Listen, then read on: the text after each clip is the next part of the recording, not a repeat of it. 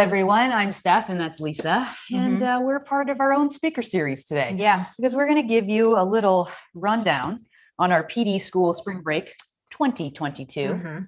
Okay, from Bastyr University, which is where we were all week. Yeah, where we learned a lot. And, you know, every single one of these pages says a please do not duplicate on it. So we're not able to share this information with you, but we can share some of our notes.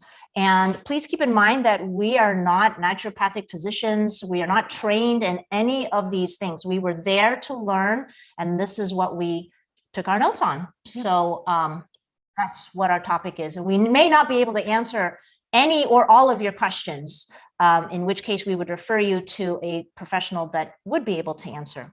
Although we find ourselves professional, we may not be able to answer your direct question. So please save your questions for the end. We'll try our very best to answer them with the time that we have today. Okay, here we go. Yeah, let's go. Ready, Lise? Yeah. All right. So control what is controllable. That was the first day. Go ahead.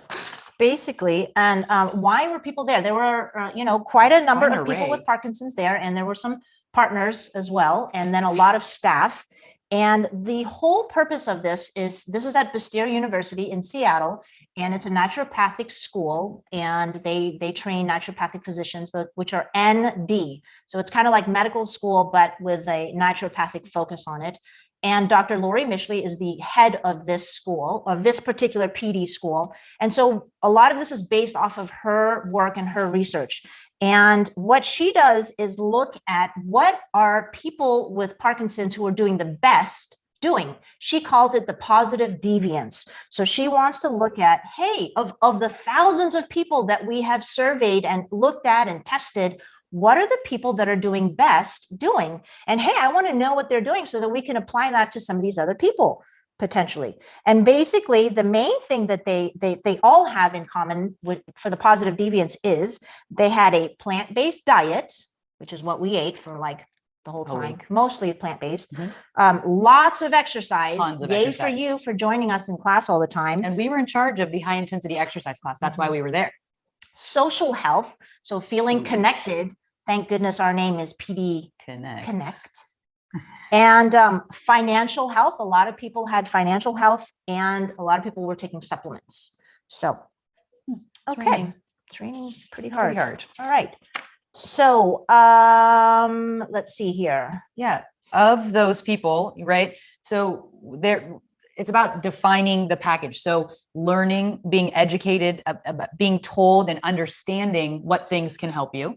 Yeah, first you're being told what it is. Then you have to understand what it is. Then you have to decide, do you do what they say? Did you actually start doing what they said to do? And then finally, adherence. Did you stick with it? How often are you skipping on some of these days, or do you skip at all or not? And one of her quotes for Dr. Mishley was, I don't know what works, but I'm going to tell you what the most successful people are doing. And together we're going to see if you can follow suit. So that was the whole point of this thing. Okay.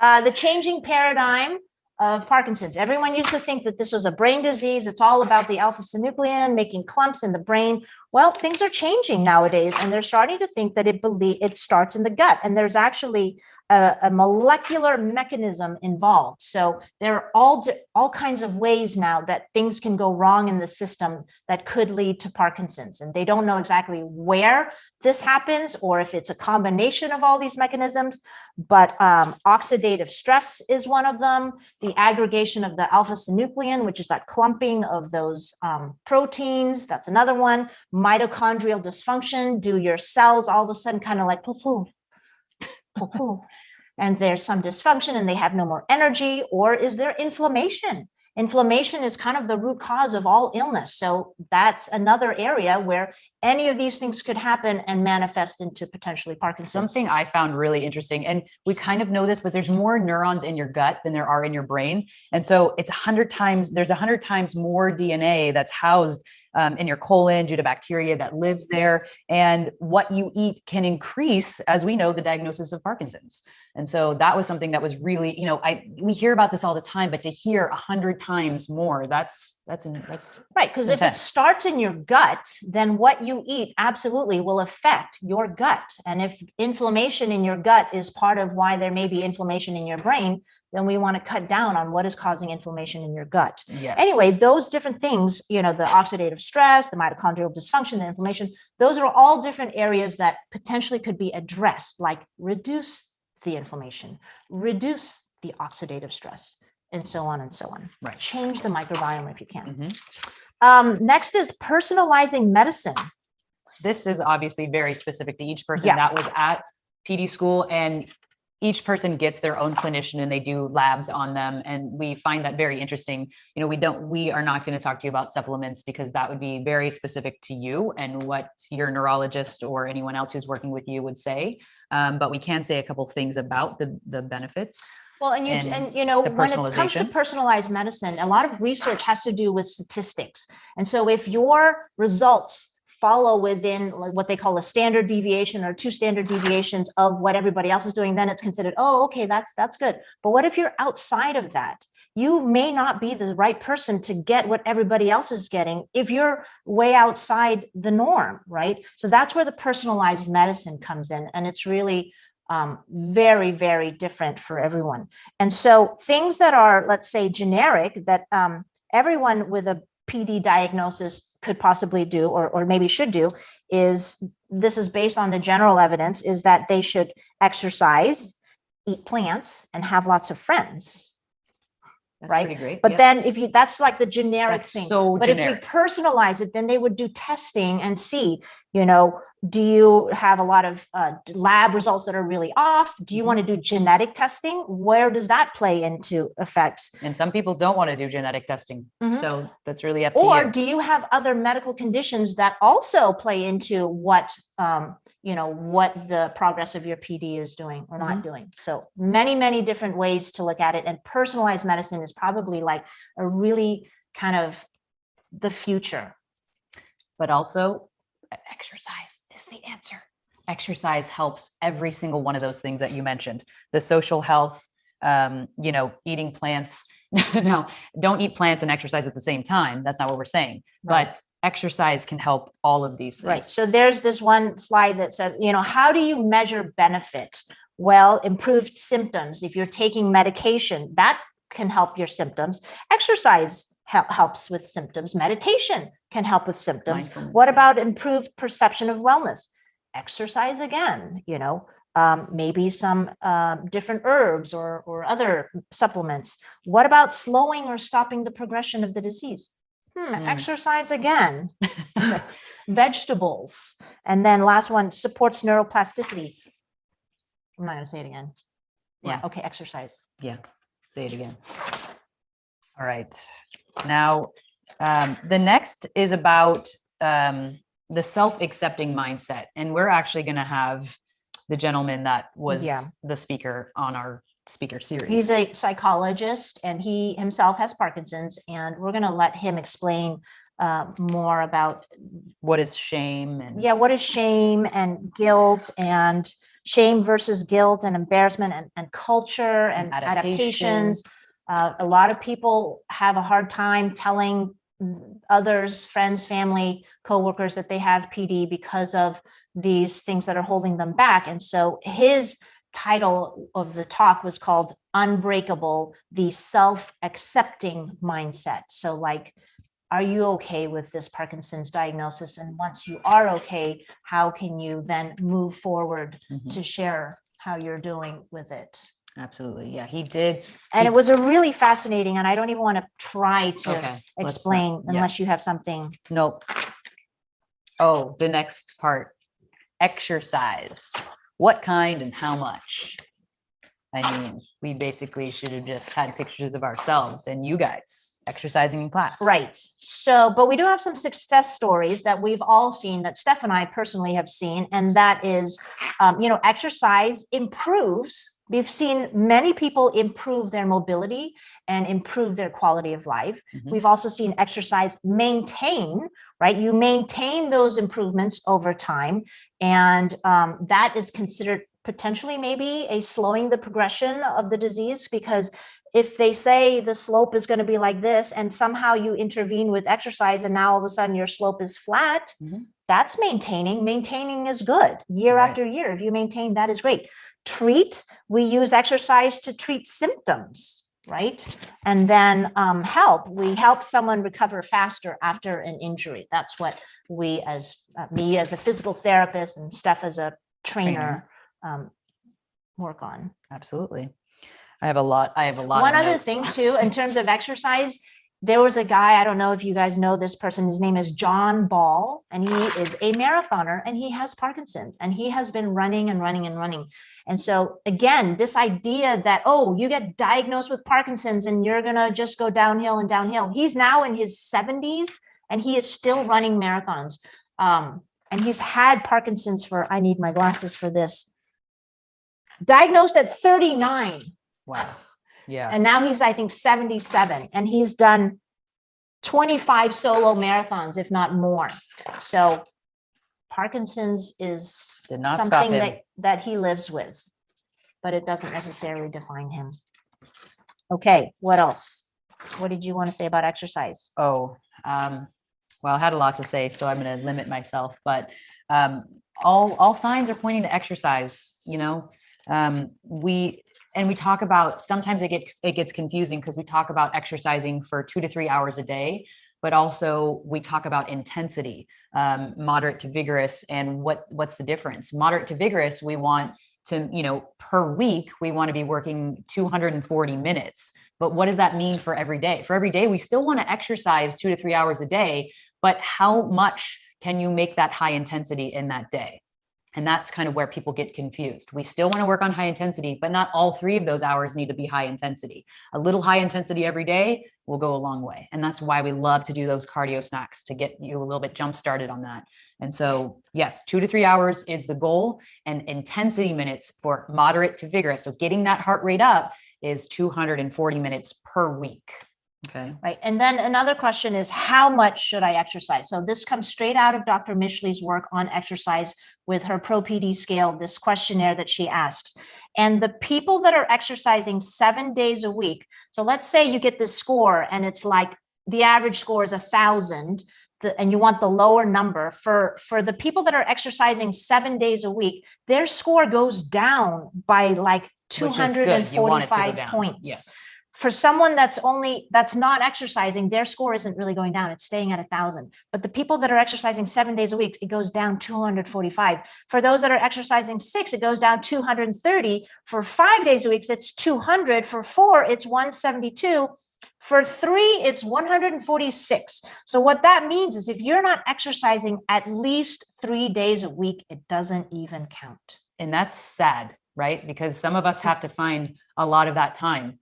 It's not sad. It's not sad, but I mean, we want to encourage you and keep you accountable. Right. That's why we're here right now. Right. But there's some people who think by exercising 3 days a week, they're doing great. And you are, right? That's where you start. But now gradually we need to increase. And that's where I think some people might have a difficult time. If you're just taking the dog for a walk, that's not moderate to vigorous. It's great that you're taking the dog for a walk, but what are you going to do for yourself that's going to be high intensity or start to get that heart rate up? Because if the dog stops every 3 seconds, that's not really a walk for you. It's a walk for that dog, right? So my dog sniffs a lot. Yeah, your dog. Today's actually my dog's birthday. It's her dog's birthday. Anyways, all right. Okay, next. Moving on. Next. Let me see here. You know, there's a lot about testing, and that's where we are not experts at all. There's screenings for heavy metals. There's all kinds of stuff.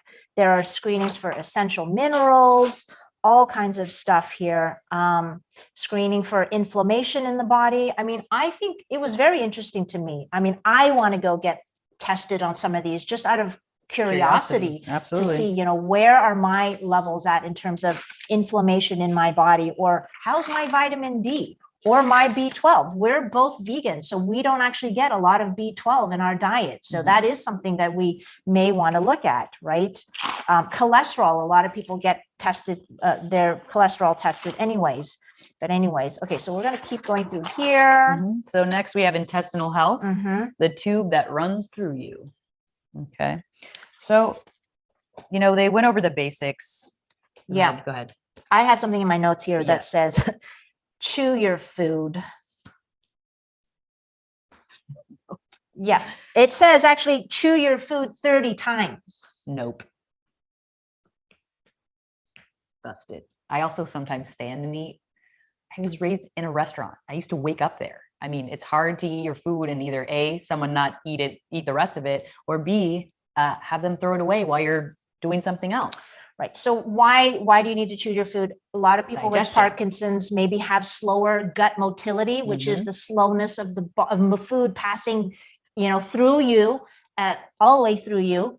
And so all the way to the end. You know, if you're just scarfing down your burger and not chewing your nuts or whatever, it's going to take a lot more gastric acid and enzymes to break all those things down. If you blend, you know, if you can grind it down and chew it and make it a little bit more like a smoothie. Were you implying to put your food in a blender and then just drink it? Blended foods are easier to digest, and though that can that'd be very interesting to see what would happen to people's like bowel movements and digestion if they were to blend their food. Wow. You can't hear that, but I think there's a wind advisory where we are. And I think I just saw a tree fly. So intestinal health, it's a new topic, relatively new. There are a couple of, you know, bacteria that are related to possibly Parkinson's, and there are ways to test them or not test them. It's tricky. It's really tricky. You know, it's really hard. You know, we talk about plant-based, but some people feel, you know, am I not getting enough protein? Am I eating too many legumes? It really just depends on what's going on specifically with you. So just because I eat something doesn't mean Lisa should, and vice versa. I'm allergic to kiwi. I am not. I'm allergic to pinto beans. Who knew? And eggs. And papaya. Okay, she's allergic to a lot of things. Not me. So that said, you know, back to that personalized medicine. Very personalized. Right? And this is why we want you guys to be aware of a lot of these things. Doesn't mean you have to change everything you're doing, but you should certainly find out if what works for you. Did they talk about probiotics? Yes. So probiotics, for sure, they said, do not try to go out and just take a probiotic. In fact, most people with most people with Parkinson's have, I can't remember where the slide was, and don't quote me on this because I am not the expert, but they had too much lactobacillus, not enough Prevotella, too much Enterobacterium, too much Akkermansia. Like, these words don't mean anything to you until you actually know what your composition of your gut microbiome is. So taking just any old probiotic is not necessarily the answer, especially when they already know that what people with Parkinson's have in common is too much of that lactobacillus, which is mostly what a lot of these commercial probiotics are about. Right. A lot of those probiotic drinks, all of those things, you have to be really careful with those products, because just because it works for, you know, Joe over there doesn't mean it's going to work for us. Even us not knowing what probiotics we already have in our system. Here's one thing that I asked on the side that was not in the lecture though, which I thought was really cool, which is we already knew about lemon water, and I've been drinking lemon water every morning, kind of like as a detox, but more for like a liver detox. And we've already talked before about how if you take citric acid or lemon water or like emergency, and you take that with your medications like your Cinemet will work like 30% more effective, or am I saying that right? Yeah, so it's 30% more effective because of that citric acid, that citrus or whatever that helps. Yeah, whatever. Anyways, but here's the thing. So if you also drink lemon water, in which they had lots of canisters of water with lemon in it at our cafeteria for every meal, if you drink a little bit of lemon water like 30 minutes before your meal, that starts that acid buildup already. So it kind of prepares your gut to start breaking down the food that you're about to digest, which can help with the gut motility, which can help with the breakdown, which is potentially not letting all this stuff sit in your gut and ferment and cause other kind of bacterial overgrowths. So I thought that was really cool. Warm though, warm lemon water. Cold things tend to stop. That's like a compression or like a, what is it called? Like nerves, or not nerves, blood vessels will kind of tighten. So we want it to be warm, not cold, not iced water.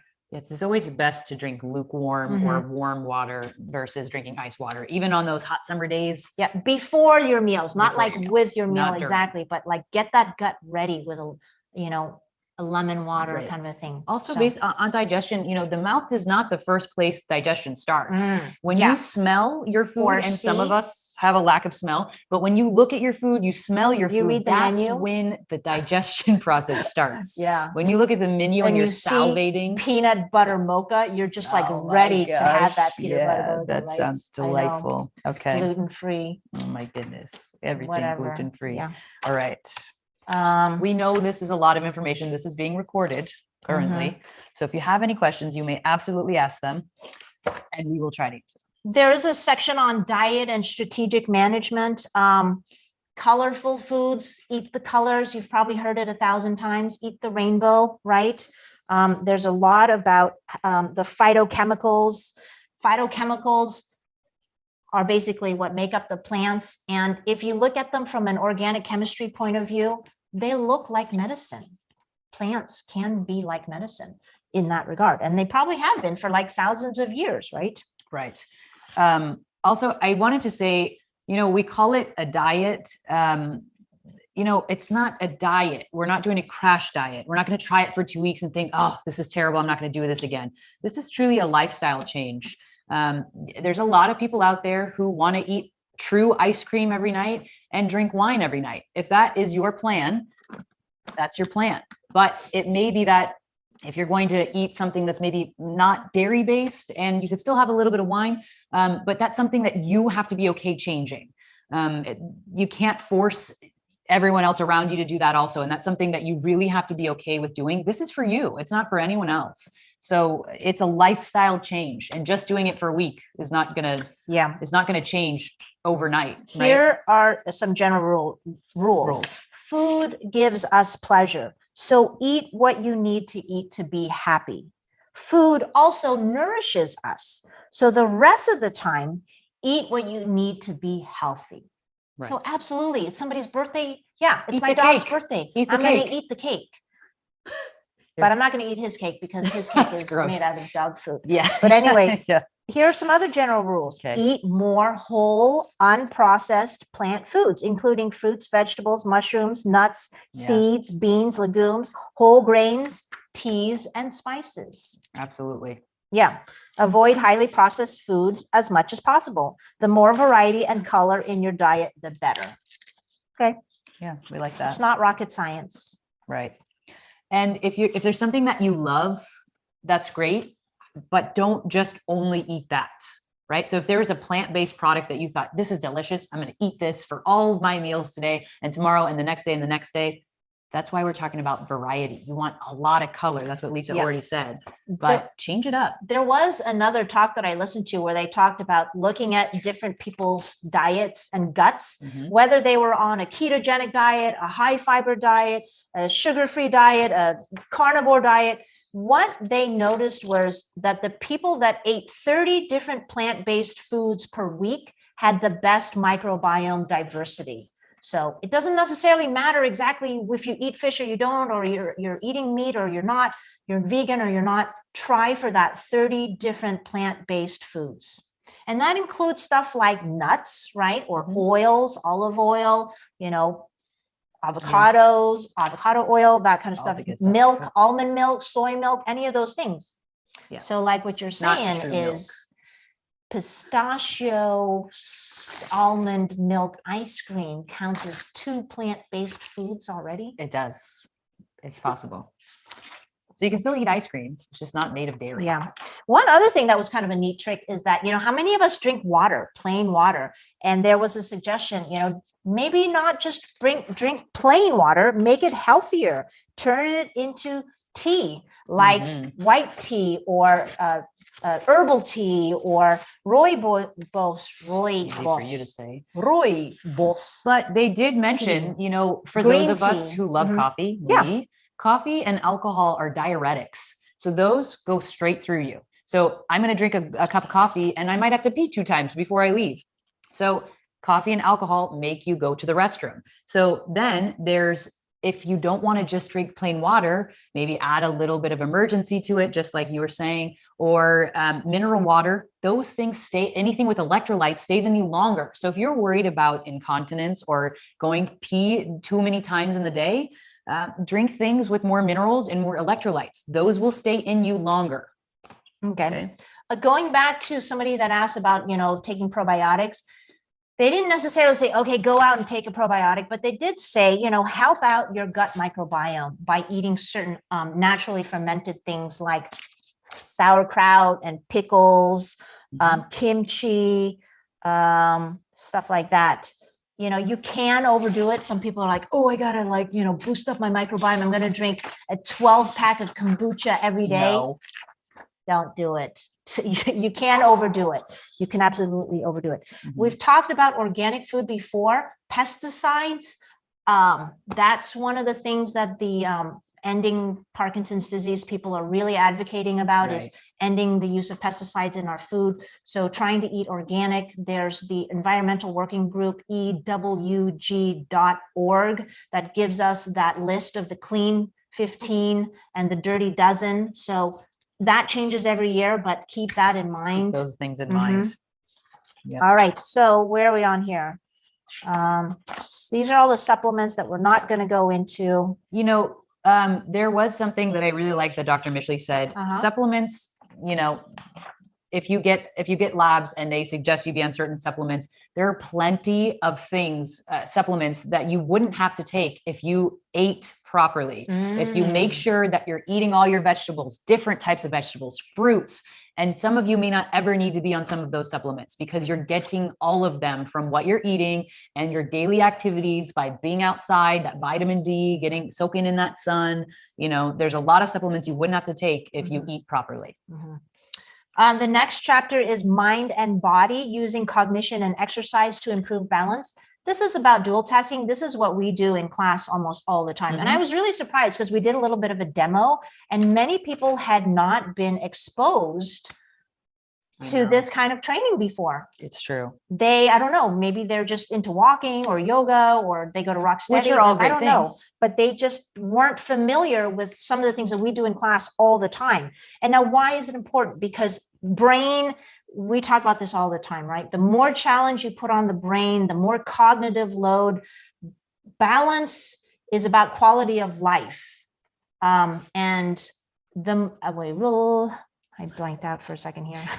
Well, what I was going to say is, why is cognitive training why do you need to do it? It improves freezing of gait for those of you who have freezing of gait. And we talked about put a cone over here and put a cone over here and step from one side to the other and practice, not just when you're in class with us, but all of the time. These are skills that can really help reduce fall, improve processing speed, improve balance, and prioritizing your tasks like walking and talking, and visuospatial improvements. Balance is not about standing on one leg. It's really about cognition. That's what this whole talk was about.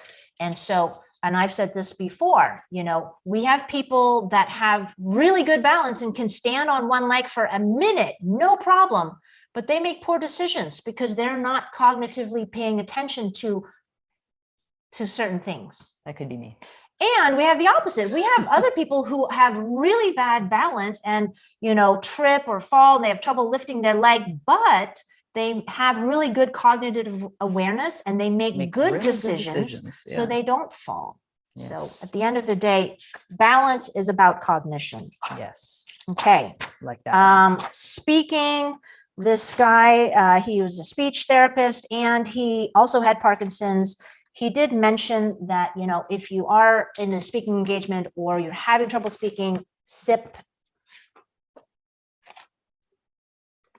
your water in between so that you can kind of lubricate the vocal cords so that you can speak loudly and properly.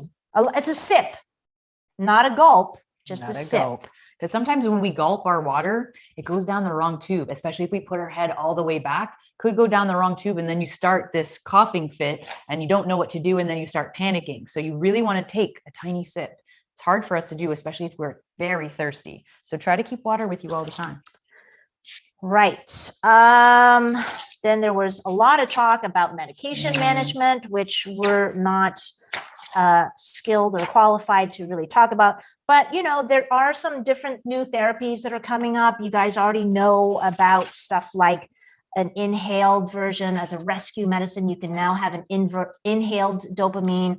There's the Duopa pump, where it bypasses the gut and goes straight in to your system by a little pump on the side here. DBS, deep brain stimulation. We have a lot of people that have gone through that. There's also this new, not really new, but it's coming kind of into favor, which is focused ultrasound. Instead of implanting something into your brain, they actually kind of make a little lesion and they kind of burn a little part of the brain. And that's help, you know, they're still working on that right now. So what else? Lots of, light therapy and lots of things. Lots of different therapies. Social connection. We think we're professionals at this. No, we don't.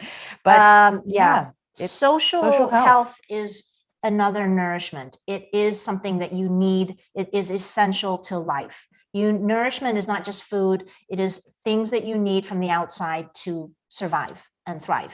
And so social health is one of them. And loneliness, when people answer the question on the thing that say, I am lonely, that is as bad for you as smoking half a pack of cigarettes a day. Yikes. I didn't even know people smoked anymore. I know, me either. Do they still? I don't know. Anyways, but it's something that we really try to create community around, because that's what you guys are. You are community for each other. And I'm sure there's some nutrient. And you can be each other's medicine. Yeah, absolutely. People are medicine. Yeah. Right? And lonely people are 40% more symptomatic. That's a lot more. Especially coming out of COVID, and still being in COVID, really depending on where you are. That made all of us a lot more lonely and isolated, especially if you were living alone or if you lost someone during this time. Connecting with someone else is really a great way to help manage some of your symptoms. On top of the fact that we were talking about, okay, so today's Monday and I don't have anything to do today. Well, make something, plan something every day that makes you have to get up. Yeah. It may not be that you have to put your eyelashes on, but maybe it's that you're going to call some friends on the phone, or you've got some meetings or Zoom calls or going to coffee. There was a really great story about how this one person was really, not probably very engaged in anything and was just home, especially during the pandemic, and doing nothing, not engaging with anyone. And so they decided that they were going to volunteer at the school across the street or something like that. So number one, they had to get dressed and, shower or whatever, get dressed. Number two, the kids were counting on them, so they had to go. Number three, they got that reinforcement from the kids. The kids loved them. The kids loved them. Yeah. Right. So, and the kids were looking forward to seeing this person every day. Right. And so that gave them their meaning of life. Right. One other thing that I remember too was about, stepping outside of yourself. So that was an opportunity where they stepped outside of themselves by, kind of volunteering. And I was thinking about this. I think that that's why PD Connect is so successful too, because to me, it feels like when you guys come to class, you are volunteering. You are volunteering your time to each and every one of the people that comes in to join in with class. You're volunteering your time to come and support us, which is incredible. And we so much appreciate it. And I don't know how you guys can do it 7 classes a week, but it does. It feels like you're volunteering. And I hope that feels good for you guys as it feels for us. Absolutely. Anyways. We do love that. Loneliness. One last thing about loneliness. Loneliness is as bad for you as 7 days a week of exercise is good for you. So when you exercise for 7 days and that score goes down by like 295 points, if you say you're lonely, your score goes up by 300 points. Wow. So that's not so good. Yikes. Okay. If you don't know the scale that we're talking about, we can certainly, we're talking about Pro PD. So some of you are familiar with it, and we can give you more information on how you can kind of, how you can fill out those tests to see what your number is. Okay. Managing individual I missed symptoms. this one. So yeah. Yeah. So, you know, what's really interesting, of course, this is all based on your symptoms. Not everyone has tremor. Not everyone has freezing of gait. We talked a lot about, dehydration and drooling, and nausea, constipation, difficulty swallowing. And those were some of the things that really, fatigue. Those are a lot of the things that stuck out, because a lot of you have asked questions about that before. Dehydration, I already mentioned to you, if you drink things with minerals or electrolytes, those will stay on you longer. And that's something that clearly stuck with me. So please, please, please stay hydrated. We know it's so difficult to get up and use the restroom as many times as you are, but if you're at home, that's okay. And you notice when you're out and about in public and you're wearing a mask, probably you're not hydrated a lot of those times. In fact, I didn't feel hydrated this week, because we were in lecture with full masks. We had to wear masks everywhere we went, even to go to the restroom. When we are, in our room, the only time we could have our masks off were when we were outside without people and when we were in our room. So anyway, dehydration is something that we really need to be aware of. Drooling. I thought this was interesting because there's a fair amount of us that have some issues with drooling. They suggest chewing gum or having a candy because that actually forces you to have to swallow. People with Parkinson's aren't creating more saliva. It's just that you're not remembering to swallow it. Also, for those of you who already have stooped over posture and are here, you're going to drool more, because there's not a clear path all the way down. So they suggest people who are drooling, that are having difficulty with posture, really focus on posture, practice their posture every day, and maybe go see someone that can work on your alignment for you. And make sure that that's something that you really work on, because swallowing is a huge deal. You want to make sure that you're swallowing that saliva. Again, you're not creating extra saliva, you're just not swallowing it. Another thing is speech therapy. They highly suggest speech therapy if you're having issues with swallowing. Let's see. Mineral deficiencies. There's certainly minerals that you could be deficient in that, once again, that comes down to testing. Constipation. A lot of people have issues going to the bathroom. And Dr. Mishley kind of had this 3 different stages to look at. And I found this really interesting. Stage 1 is recognizing what food is good and bad for you. So for example, if I had coconut-based yogurt and I had double chocolate fudge ice cream made with dairy, which one's better? That's obvious. We're not trying to eat dairy. That's the whole point, right? So I recognize that's stage 1 and recognize that this one's better for me. This one's bad for me. Okay. Stage 2, you're going to get rid of all of the bad things you would eat. So sorry, double chocolate fudge, you're out and you're stuck with this, but this could also be tasty too. And then the 3rd stage is getting enough of the good stuff. So it could be that, you're really having a difficult time getting rid of the bad things. Compensate with more of the good. And that was a really great way to look at that, because as a vegan, what are the things that I always want to eat that I miss? Cheese, dairy, that's what I'm missing, because that used to be my primary source. So we have to think about those things and recognizing that. One thing I really wanted to talk about was nausea, because we know a lot of people have difficulty with their meds, it doesn't matter what meds you're on. If you're having a difficult time taking them, the story that I loved, and I don't know why they don't do more of this. This woman finally found her neurologist. She's like, "You're great. He's amazing." But she was having a really difficult time taking her meds. So he said, "All right, for 2 weeks, I want you to set your alarm 3 times a day when you're supposed to take your meds. And for 2 weeks, I want that alarm to go off at, say, 10 o'clock. Every time you're supposed to take your meds, set the alarm, look at the bottle of pills, take the pill out, look at it, put it back, and go away. Do that for 2 weeks each time you're supposed to take your meds. Then the next 2 weeks, when your alarm goes off, look at the bottle, take out the medication, lick it, and put it back, put it away 3 times that day, or however many times you're supposed to take your meds that day. That's a whole nother 2 weeks. Moving forward, another 2 weeks, your alarm goes off. You take that pill bottle, you take the pill out, you take a little tiny nibble of that pill and you put it back. Yeah. Thank you. And as you move on, it's really just working with it psychologically. You want more. They're teasing you with this medication. And so by the time it was time for her to take these full pills, she was not nauseous at all.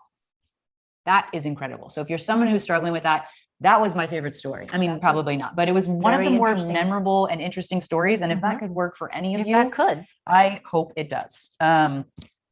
Anyway, so there's that. I love that story. Fatigue. Oh man, there's so many different things. A lot of you talk about fatigue. The question is, are you under medicated? We can't talk about what medications you're taking. It's different for everyone. But if you are feeling extreme fatigue, the question is, are you under medicated? And, you know, for those of you who are having issues sleeping through the night, again, are you under medicated? Are you having off times while you're sleeping because you don't take your meds before bed and you're supposed to? It's really about medication management too. If you are on meds, completely different for those of you who are not. It's a very hard thing to say that meds is always the solution though. So we can't say that. We're not saying that. We're just saying, let's check things out. Yes.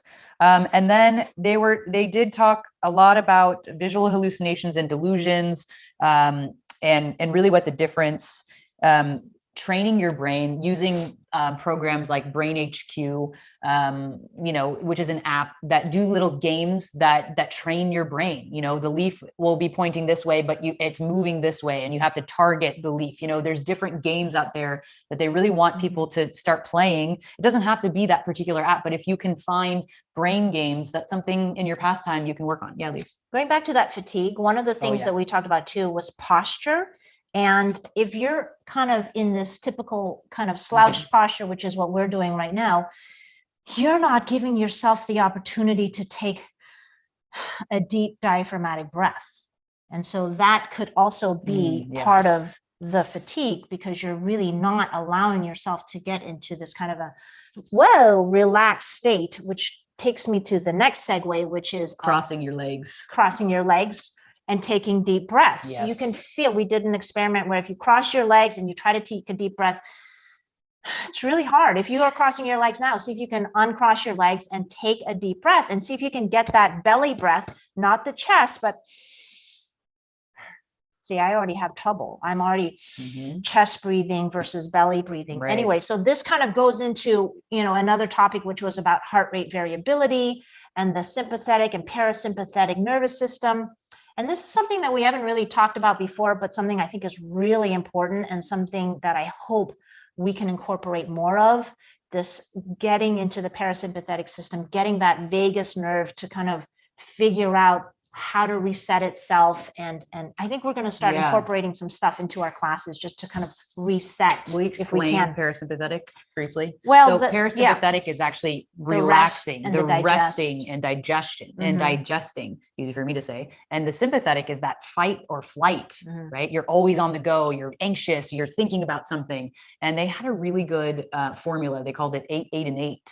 And so we're supposed to actually be, I don't know how realistic it is to try to do 8, 8, and 8, which is 8 hours of sleep, 8 hours being in sympathetic and 8 hours being in parasympathetic. You know, like active rest, going for a nice easy walk, watching TV, that counts as parasympathetic. But for most of us, and for those of you that are waking up and thinking about stuff, you're not in that parasympathetic. If you wake up thinking about work at 2 a.m. at work or whatever problem that you are facing, you're not in that. You're not relaxed, and that's hard for all of us. I think, and there's a lot of research about the mindfulness stuff, you know, about mindfulness-based stress reduction. And how many words did we just say? If we had that watch, I'm telling you. I did briefly mention visual hallucinations versus delusions. You know, what's a delusion? It's a fixed false belief. So you believe that your husband is cheating on you, versus visual hallucination. There's little bees all over my wall right now. And in the past, we've heard, you know, some of you have hallucinations, and if they are not threatening, then that's okay. Right. Yeah. So, speaking of hallucinations, there was a bit of an eye-opening topic about the use of psychedelics. We are just— You're there already? Yeah, I'm there already. Okay. All right. We basically just learned that there are, you know, different research trials going on now looking at stuff that we've never known, like psilocybin. I think somebody had mentioned that in class another time ago. Yes. But these are all controlled highly observed, controlled, highly observed clinical controlled trials. Yes. If that's something that you're interested in, there's a, that's something that you would have to find outside of us. So, but we found it very fascinating that they use these controls. It'd be something that, and they're looking at the real science of it. Like, Yes. What does it physically do to this marker, this neurotransmitter, this protein, whatever? And that's when you know that it's actually doing something for your PD versus just an experiment or even a placebo. We do know that the placebo effect is very high in Parkinson's. In fact, it's higher than most. So yes. Yeah. I did briefly want to mention apathy. We already mentioned plan something for every day to make sure that you have something to look forward to. Not so much that you poop yourself out, and every day it's okay to take, to rest. And, if maybe some days it's too much, cancel, that's okay. Reschedule, but give yourself something to look forward to. We talked about apathy, just really losing the lack of enthusiasm for anything versus depression, which is just feeling bad. So knowing the difference between the two of those things, if you just don't care, that's apathy. If you're really saddened or upset by something and it's really making you down in the dumps, you're probably depressed. And finding the difference between the two can really help. And we talked a lot about community too, about kind of having that accountability in community, like coming to class and knowing, hey, is so-and-so, what's happening with so-and-so? Because we haven't seen them in class lately, that kind of stuff really helps with that apathy and depression that people are going through. Being the rainbow in someone's day, right? Mm-hmm. Okay. What else here? So a lot of this stuff is different from what your regular doctor or neurologist or allopathic physician physician would say. They are really looking at the evidence-based medicine and looking at double-blind randomized control. And sometimes these naturopathic or integrative medicine doctors are looking at an N of 1. So what does it mean if it's an N of 1? In science, it's like you want a big, really big group so that they can say, yes, this will work for everyone. But what does it mean if it works for one person? If it works for you and it makes you better, does that mean it's not working? Or does that mean it's still working for you? So that's just something to think about. And especially when it comes to any of these different strategies in terms of supplements or different things. Yeah, maybe exercise doesn't work for everyone. Nah, come on. What are you talking about? Come on. What are you talking about? Yeah. Okay, so let's look at some of these questions that we got here. So yeah. Oh, one other thing. This was really cool. That's super was cool. They shared with us this little booklet, Park and Sun, which was a person with Parkinson's had a discussion with their two grandchildren who were like 9 and 6.5, and they drew these pictures of what does it mean. So like one of the questions is, what is Parkinson's disease? And the answer, PD happens when a small part of the brain that helps muscles work smoothly doesn't do its job. So one of the kids said, oh, is this cause and effect? I'm learning about that in school. And then she drew this picture. So anyway, this whole booklet is there, and it's a great way to be able to talk to your children or grandchildren. And we have a couple of these. If you work in a school or something like that, we're happy to pass these out. And we have like a couple so we can all share these with our kids and grandkids. Okay, first question off the bat was, how about sleep? Did you talk much about sleep habits and sleep hygiene? And yes, I mean, we did talk about that. Again, it's different for all people. They talked about on and off times of medications. If you're not taking your meds before bed, maybe you're having an off time and that's why you wake up. They talk about different supplements to take. I wasn't there for that particular Well, we all thing. know about melatonin. I mean, a lot of us already take that. And that's a really great way. Again, it's supplements. We're not pushing the supplements, and it may not work for you, but they talked about many different variabilities there. And that is something to talk to your doctor about. Yeah. Also. And what if that goes back to when you wake up, is your mind racing again? Are you not able to regulate that parasympathetic nervous system and that vagal tone? Is that a strategy that you maybe haven't tried before that is not related to medicine or supplements? One of the major strategies they did tell us was about meditating before bed, but kind of making your way to the bedroom before you're at that like so exhausted phase, because if you fall asleep while you're meditating, you're still meditating, but you're not really hitting that end phase. You're not hitting the part where it's really, I'm taking that time to be in my head. And I always fall asleep while I meditate. It could be in the daytime and I fall asleep because it's so relaxing. But are you really getting the full benefit of taking that time to meditate and getting into that parasympathetic system? And there was this thing about the heart rate variability and breathing. So doing that breathing, and we did this in class where they did a 4-count inhale and a 6-count exhale. And you want to do it for 20 minutes. 20 minutes. That's a long time. A really long time. Of course, we'd say start with a few minutes and then go from there. And it's done as a practice. It's not done while you're lying down and about to fall asleep. No, they say do it seated so that you can actually practice that skill of breathing 4 in, 6 out, or maybe everyone's different, but that idea of a longer exhale than an inhalation to activate that parasympathetic. I did it for 5 minutes and I got my heart rate from 75 all the way down to 47 in 5 minutes of sitting in class. With a mask on. So, all right. So what are the questions? About lemon water just in the morning or on and off throughout the day? On and off throughout the day. Yeah. Especially like half an hour before meals. What about? And make it a good dose. It's not like just a couple of drops of lemon. It's just like a nice, good squeeze. What about dairy products? Dairy is not good for people with Parkinson's or really people in general. I mean, we talked about the gut microbiome. A lot of things start here. A lot of things are starting in the gut, and Parkinson's, they think, is one of them. We already talked about there being so many more neurons here than here. And dairy has a lot of research done, studies that show that it's highly linked to neurodegenerative disease. There are a lot of different theories about dairy. Dairy lowers uric acid. Uric acid is something that's actually known to help people with Parkinson's. So dairy lowers that. You don't want to lower that. It's also, and then of course, uric acid is weird because people get gout if they have too much. And it also, dairy pokes holes into your gut lining, which is part of that inflammation in the gut. So there's a lot of different ways why dairy is not great. What else? Yeah. Were there any Bay Area practitioners who do gut biome testing? Not that we know not that we're aware of. In fact, there may be, if I were to have a practitioner, I would choose one that was a Bastyr graduate. I think that these people are really very well trained. And it may not be for you, but if it's not for you, then you don't have to do it. And that was another thing. If you get your biome tested, I think it changes. It's not going to be like always the same. And then they may know that your gut biome is different, but then it's sort of like they're still at a point where they're saying, well, how do you change it? Can I change it by taking different things? But does that really change it? Sure it can, if you actually do something with that information.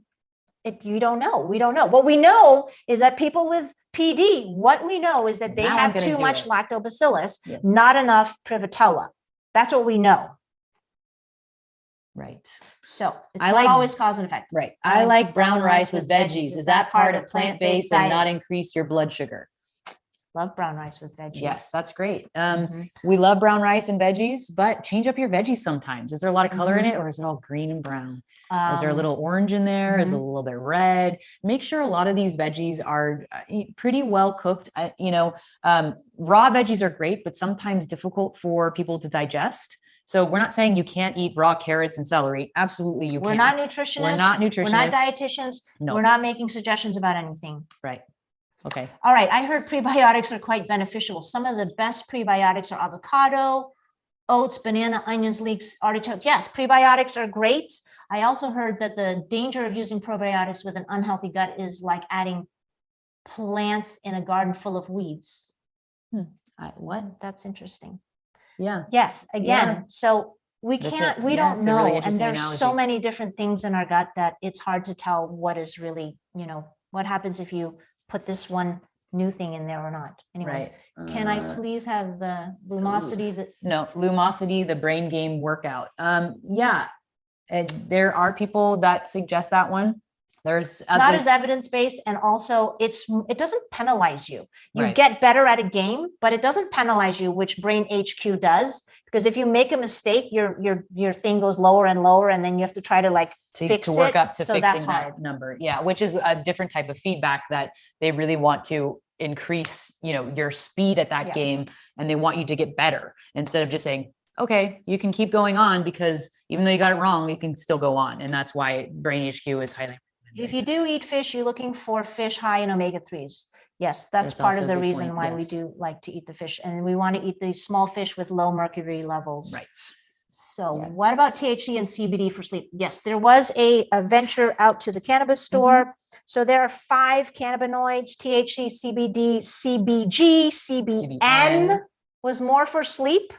So you have to go to a practitioner that actually knows all these things. Not all dispensaries are going to have medically trained or medically aware people. If the name of the dispensary has medical somewhere in the name, they said maybe that one is more knowledgeable in these medical things. You can ask for the medical license of the dispensary you're going to. Also, that's a really great way to know if you're dealing with somebody who knows what they're talking about versus somebody who might have taken all the products before you came in. They also said, though, that if you're going to try any of these CBD or cannabis kinds of products, that you want to try this during the daytime, like a quarter dose or a half a dose, so that if you take it and you feel sleepy, then you know it's going to work, and you know, or if it has a little bit of whatever, you'll know what it's going to feel like. Because if you take it at nighttime and you wake up and you have to go to the bathroom and you're feeling like weird that you trippy, could cause risk of fall. That exactly, could be a risk for falls, or you won't know what that feeling is. Right. So take it while you're awake first, just a little bit, to know what that's going to do to you. And sometimes just because it works fine for me doesn't mean that it's not going to make Lisa feel like she's been drunk for 3 days, so that's something. There's a really nice list of the foods to include in your diet, which is nice. It's very long, and you can also Google that. Uric acid is usually protective, right? Yeah. Okay. Well, we are just about ready to wrap things up here. It is yes. Yeah. You guys did a great job listening. Thank you for asking great questions. It's a lot of information that we've given you in a short amount of time. We were there for a week to get all of this information, and, a lot of it is based on you, and finding a practitioner that can help you with something like this, would be amazing. And we wish that for all of you. And and even if you don't go the route of all the testing and all the personalized medicine, I think there were a couple of things that were generic for everyone, which is the diet, the exercise, the social health. Absolutely. So you can always do that if you don't want to go through any of those other things. Absolutely. All right. Thank you all so much.